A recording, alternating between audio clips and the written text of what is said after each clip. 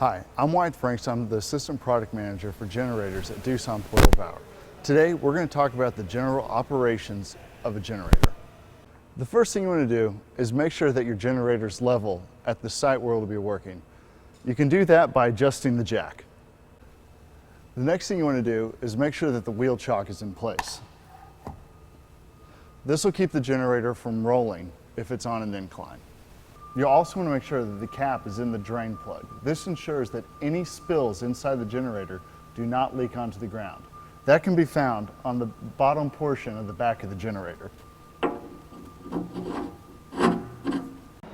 The next step is to make sure that no hoses or cables are frayed. This can be done by visually inspecting those parts. And as you see here, everything looks secure and nothing's frayed. Also, check to make sure that the batteries are connected properly. Once again, everything seems to be connected properly here. You also want to make sure that other elements around the engine and the generator are ready for use.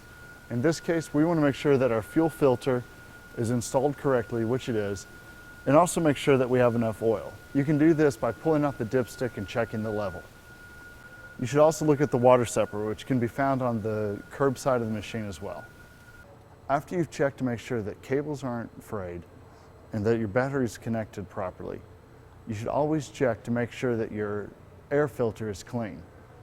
Dirty air filter could damage your machine. To do that, come up and press this cap. If dust comes out, it's likely that you need to change your air filter. One more thing to do before you turn your generator on is to make sure that the ECM service switch is in the run position. Once you've made sure that the ECM service switch is in the run position, you're ready to turn the battery over to the on position. Now your battery's on. The gauges, as well as the controller on the control panel, will light up.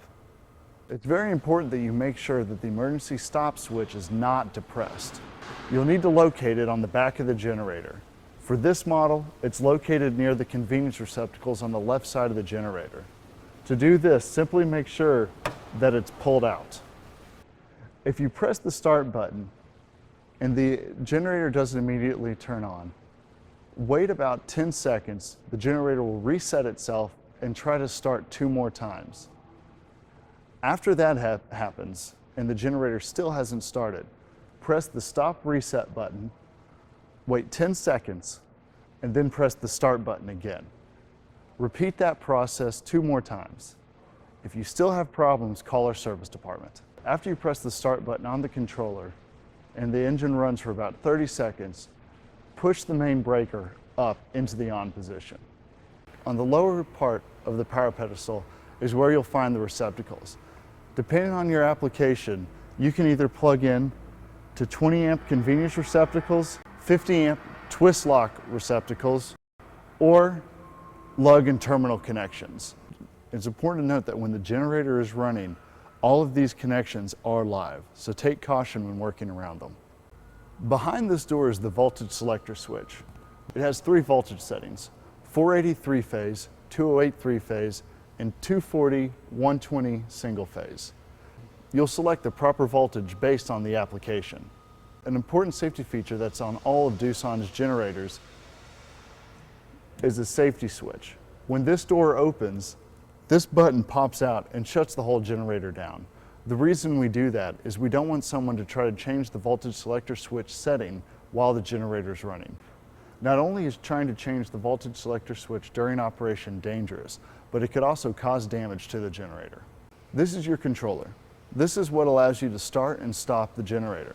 It also has an LED indicator that tells you the status of the generator. For example, if the engine's running or if a shutdown is about to occur due to overspeed or low fuel. When starting your machine, you'll use the run idle switch. If your environment's cold, you might want to leave it in the idle position for a while the engine warms up. Once you're ready to produce electricity, go ahead and flip this to the run position. These round gauges tell you the parameters of your engine, not only the engine speed, but also your oil pressure, engine temperature, battery voltage, and fuel level. 3 square gauges here give you your frequency, amps, and voltage. If you're connected to leg 1 and leg 2 of the terminal connections, Then you would switch this knob over here to leg 1 and leg 2, which would then display the amps and volts and frequency that those connections are putting out. Doosan's generators also feature a diagnostic display. This means that if there's any sort of fault or problem with the generator, the ECU will send a code to this, which will then display and allow you to quickly diagnose the problem.